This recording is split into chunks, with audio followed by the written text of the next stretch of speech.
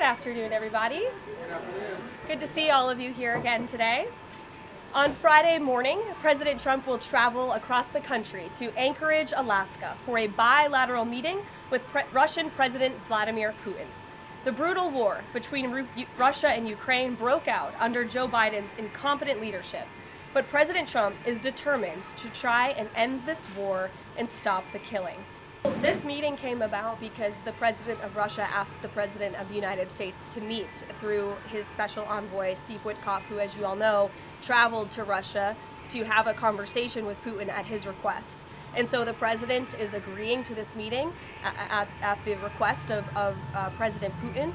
And the goal of this meeting for the President is to walk away with a better understanding of how we can end this war. And the President said at this podium yesterday when he joined all of you in the room that he hopes in the future there can be a trilateral meeting with these three leaders to finally bring this conflict to an end. But this administration has really used every lever, has taken every measure to achieve peace through a diplomatic solution. And I think the President of the United States getting in the room with the President of Russia, sitting face to face rather than speaking over the telephone, will give this President the best indication of how to end this war and where this is headed. Thank you so much, Caroline. We're learning that President Trump spoke with Ukrainian President Zelensky. I was curious if you can share any more details about their call, and did Zelensky give President Trump any red lines, any non-starters ahead of this summit on Friday? Look, I don't want to reveal the private conversations between the President and President Zelensky, but what I can tell you is that the President has deep respect for all parties that are involved in this conflict and are trying to bring this conflict to an end. After Special Envoy Witkoff returned from his meeting with President Putin in Russia, his first phone call was to President Trump. And President Trump's first phone call was to President Zelensky and to our friends in Europe to keep everybody in the loop about where the United States can see moving the ball forward to end this conflict. And so we continue to be very much engaged with President Zelensky and the Ukrainians, but also our allies in Europe as well. And then just one more for you. How does the President measure success coming out of this meeting? The President at times has suggested that Putin might be tapping him along.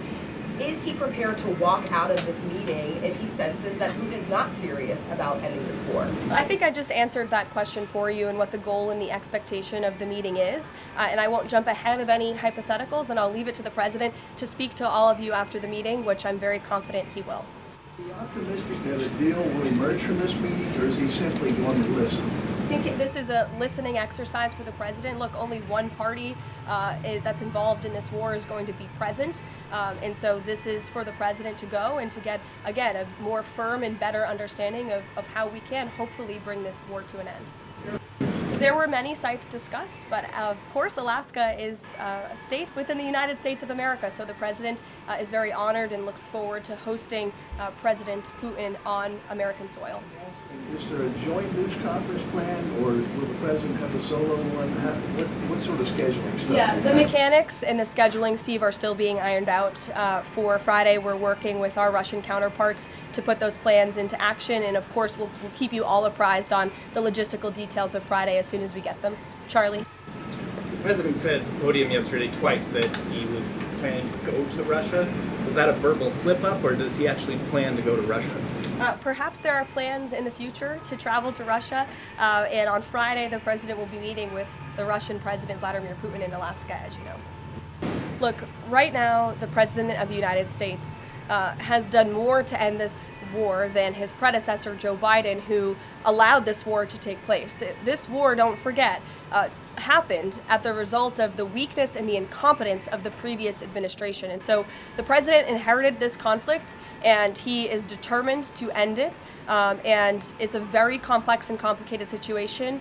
As for the details of the plans that have been kind of tossed back and forth, I won't get into those, and I will let the President of the United States discuss those plans with the President of Russia, with our European allies, and the President of Ukraine, Zelensky himself as well. Is there a plan to meet with Putin one-on-one? Yes, that's part of the plan. And as for the other mechanics and logistics, I will let our team speak to that when they're ironed out. Go ahead. Yes.